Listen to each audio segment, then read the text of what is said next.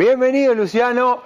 Hoy, chamba y chirolitas, claro. Acá está. Hoy tenemos algo para invitarnos. Primero, buen día. Buen día a todos. Bien, vamos a hablar, por supuesto, siempre tratamos de ayudar en el cuidado, en la prevención, siempre hay que consultar al médico, pero hay conceptos como esto, veo en la columna, comportamientos de la columna para después llegar directamente a escoliosis, que es un tema importante. Comportamientos, manifestaciones, nuestro comportamiento en sí, en la vida ciudadana.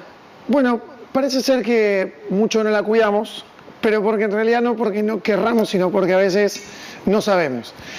Asimismo también tendemos a catastrofizarla un poco y a generar creencias que son un poquito limitantes cuando algo ocurre con la columna. En definitiva, es una estructura que está perfectamente adaptada para poder generar lo que se llama locomoción. De hecho, es el esqueleto axial, es el esqueleto que está en el medio de mi cuerpo y que forma parte del aparato locomotor y básicamente está hecho para moverse. Escoliosis.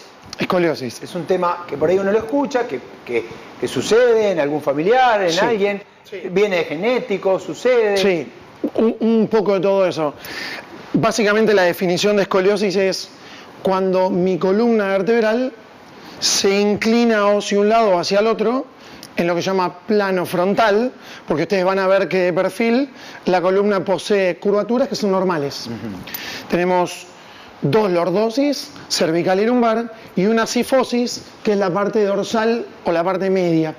Entonces, esas curvas son normales. El problema es cuando la columna, que vista de frente, tiene que presentar una línea recta, tiene que ser un mástil, no la presenta y se inclina hacia un lado y hacia el otro, lo cual esa incurvación también genera una especie de rotación del cuerpo vertebral y a la postre acuñamiento del cuerpo vertebral.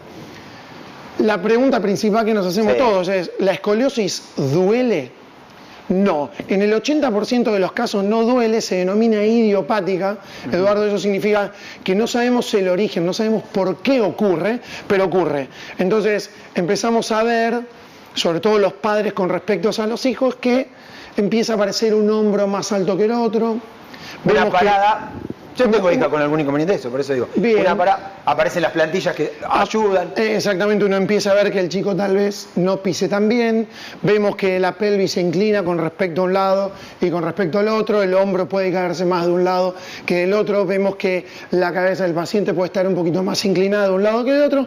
Entonces, bueno, uno recurre al médico, recurre al quiropráctico y para su diagnóstico simple, sencillo, rápido y para establecer parámetros objetivos se pide una radiografía de columna vertebral entera, de frente y perfil, que se denomina espinograma.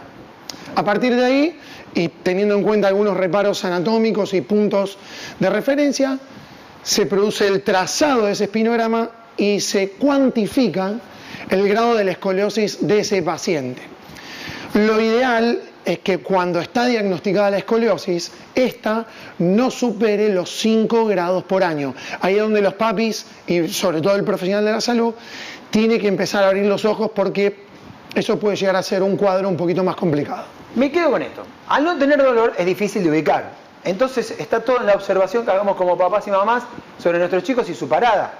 Sí, efectivamente. Para detectar, digo, y después ir al médico. Efectivamente. Lo que normalmente hacen los padres es lo que cualquier clínico o cualquier quiropráctico es hacer una inspección. Uno mira a su hijo, así como el profesional mira al paciente en el consultorio. Entonces, papis, mamis, atentos, ver diferencias en la altura de la cadera, diferencias con respecto al cómo el chico pisa, diferencias con respecto a la altura del hombro. Hay algo que se llama triángulo de la talla, es el espacio que queda entre los brazos y el cuerpo, y una maniobra muy fácil, Eduardo, muy sencilla, se llama maniobra de Adams. Lo que le pedimos al paciente es que se incline suavemente hacia adelante, de esta forma.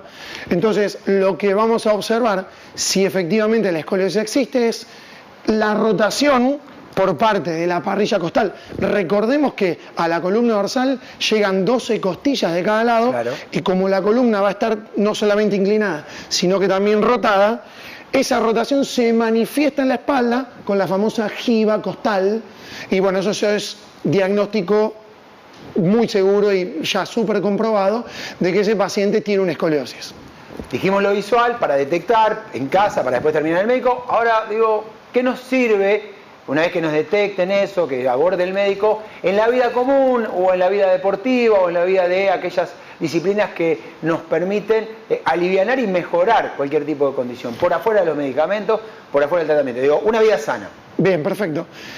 Una persona que tiene escoliosis puede hacer lo que quiera. No, la escoliosis en sí no es una contraindicación a realizar absolutamente nada. Cuando el diagnóstico está prescripto y está ya confirmado, el médico puede derivar al paciente a hacer deporte, no hay ningún problema que practique ningún deporte. Los quiropractores recibimos el paciente, evaluamos, vemos qué problema tiene la columna y ajustamos. Y el paciente, desde el punto de vista de la prevención, puede realizar cualquier deporte.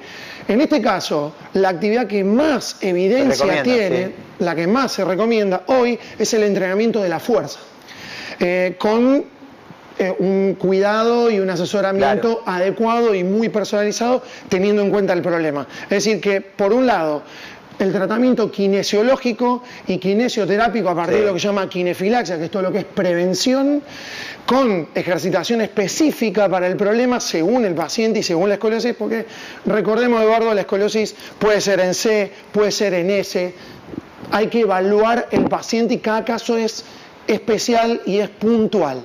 Ahora bien, una vez hecho el diagnóstico y realizado todo lo que tiene que ver con el tratamiento kinésico, el paciente puede hacer cualquier deporte.